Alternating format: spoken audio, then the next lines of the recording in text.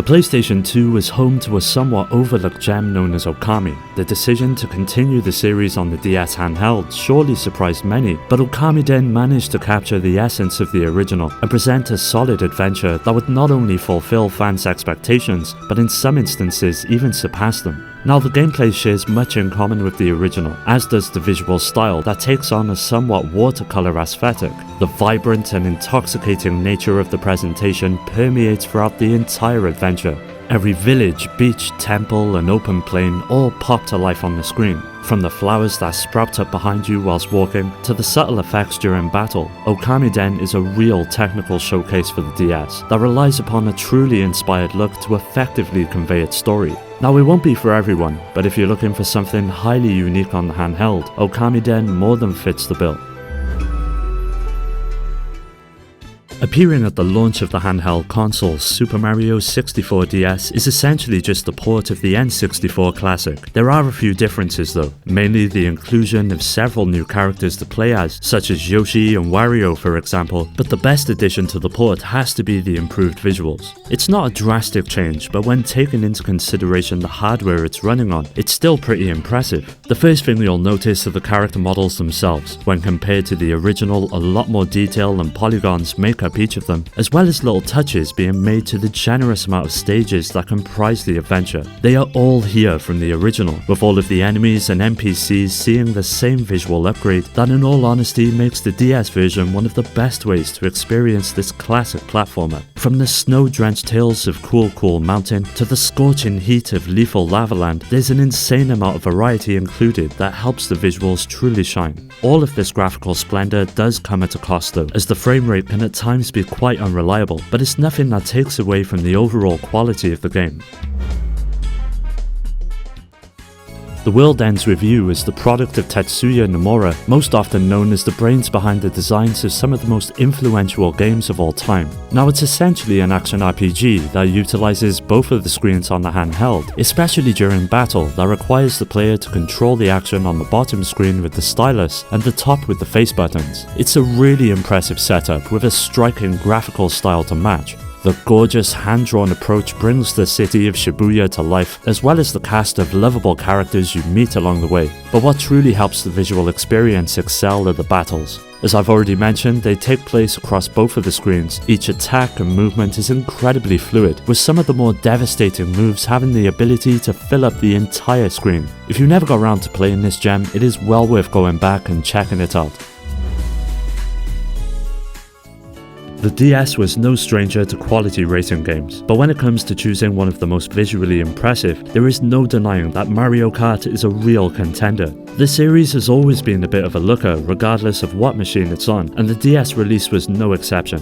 It was a noticeable upgrade when compared to the N64 game, which proved that the DS was no slouch when it came to pumping out 3D visuals. As with most racing games, the experience is comprised of a generous amount of tracks that are all lovingly crafted. Subtle details adorn each of them, from the sun-soaked sands of Cheep Beach to the harsh and volatile traps of Bowser's Castle. The amount of variety the game offers is astonishing, and is bound to satisfy fans of the series as well as newcomers alike. Matching this is the roster of characters, with each of the models being meticulously designed and lent several traits that helps each of them achieve a distinct personality. One of the most impressive aspects of the game though has to be that it's all presented in a solid 60 frames per second. This is no small feat on the DS and stands as a real testament to the talent of the team behind it. If you're at all fond of the series, the DS version is a great release and is still well worth playing.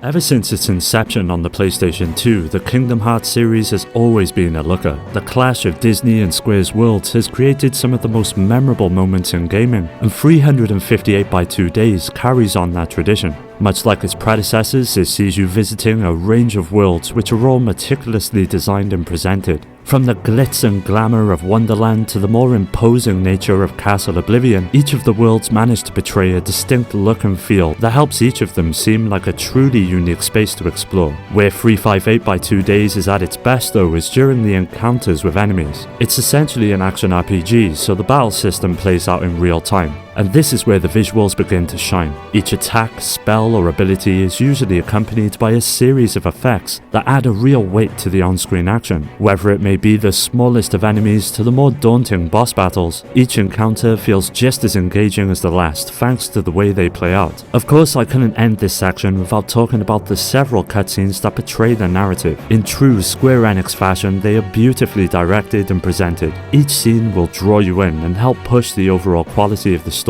Although it's not the best RPG on the system, it's still one that deserves a look. After the somewhat divisive visual style of the Wind Waker, many thought that Nintendo would step away from the cel-shaded aesthetic and instead focus upon a more realistic approach to the graphical presentation of the Zelda series. I personally loved the look of the Wind Waker though, so when the Phantom Hourglass was announced, I was intrigued to see how it would turn out. In my opinion, it's quite easily one of the finest aspects of the game. The vibrant and almost playful nature of the cel-shaded style pops to life on the handheld screen and really helps portray Link's adventure in a truly captivating way. From the tranquil beaches to the more intricately detailed interiors, a clear level of love and care is present throughout the entire adventure. One facet of the presentation that really stands out though is the range of facial animations each character possesses. Much like the Wind Waker, it's incredibly easy to identify the emotions of each character, and this not only helps propel certain events that transpire in the game, but also helps the overall quality of the adventure excel. Although it's nowhere near being the best Zelda game, personally, it's still a worthwhile adventure to me. The unlikely union of one of the most respected musicals of all time with that of an RPG is not something often that you see, especially one that's designed by the person behind the Wild Arms series, but Wizard of Oz Beyond the Yellow Brick Road manages to stay faithful to his source material and at the same time offer engaging and rewarding gameplay with fantastic visuals to top it all off. The most notable aspect being the designs of each character and enemies. When encountering foes, each of them possess a real sense of personality that helps make each of them feel unique. This trait carries over to each location as well, and for fans of the film that inspires the game, you'll be coming across all sorts of places that will instantly be recognizable. From the Yellow Brick Road itself to the castle and the forest that surrounds it, it feels incredibly faithful to the source material, which pushes the overall quality of the adventure. It's all presented in 3D, which is a real feat on the DS as well, and it proves that the machine was more than capable of pushing out solid visuals. Many players were quite rightly skeptical about the news of a version of Metroid Prime hitting the DS, mainly due to the system's rather unorthodox control setup that many thought just wouldn't work with an FPS. I for one was pleasantly surprised when the game dropped and proved that not only were FPS experiences viable on the handheld, but they could look incredible whilst doing it. Prime Hunters once again saw you assuming the role of Samus. This time around you'd be exploring a variety of planets and space stations that all possess their own unique style and atmosphere for the player to take in. The sheer diversity in their presentation added a true sense of exploration whilst making your way through the adventure, with the minute-to-minute gameplay firmly cementing it as one of the greats. Much like its GameCube cousin, the entire game was presented in full 3D, and seeing it up and running on the DS was a real sight to behold. Metroid Prime Hunters stands as a real technical achievement on the DS. If you did get round to playing it, what did you think of it? Be sure to let me know in the comments.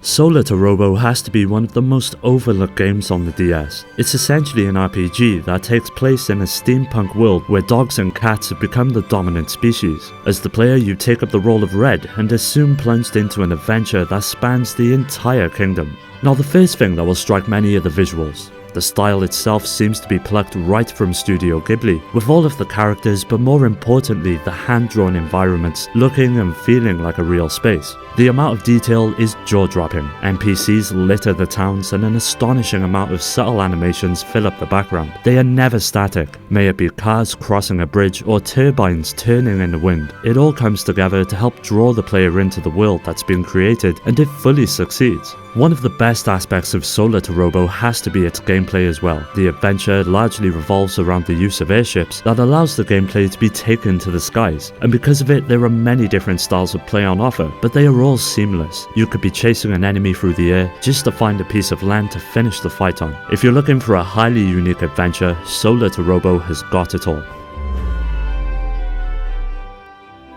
Let's get the bad right out of the way and talk about how the developers dropped the ball when it comes to Dark Dawn. The story leaves much to be desired and was one of the main reasons as to why the game didn't fulfill what many fans have been anticipating. But from a gameplay and more importantly a visual perspective, Dark Dawn is quite possibly one of the most impressive games on the system. It's essentially an RPG that sees you taking up the fight as a young man known as Matthew as you explore and ultimately save the kingdom. Naturally, you get to visit a diverse amount of locations that all bring the incredible artwork and style of the adventure to the forefront. From bustling villages filled to the brim with NPCs, to the dark and dank dwellings of the underworld, Dark Dawn has got it all. But where it all comes together is within battle. It leaves behind the top-down view of the general gameplay and instead presents the action up close and personal. Each attack and most importantly summons and special abilities light up the screen in style in a way that's not often found in similar games on the system. It really is a sight to behold when considering the limitations of the hardware. Well, that does it for today's video. Don't forget to hit subscribe and follow me on all of the socials to stay up to date on future videos and to take part in giveaways. You can also join our growing community on Discord and meet many like-minded gamers to continue the conversation with. I'd like to give a special shout out to our Patreon supporters as well, Rhino, Skill Jim, Nano, Steve and Paddy J for their continued support that helps make these videos possible. If you're interested in joining our Discord or supporting the channel through Patreon, you'll find the links in the description. As always, thanks for taking the time to watch the video. I'll catch you in the next one.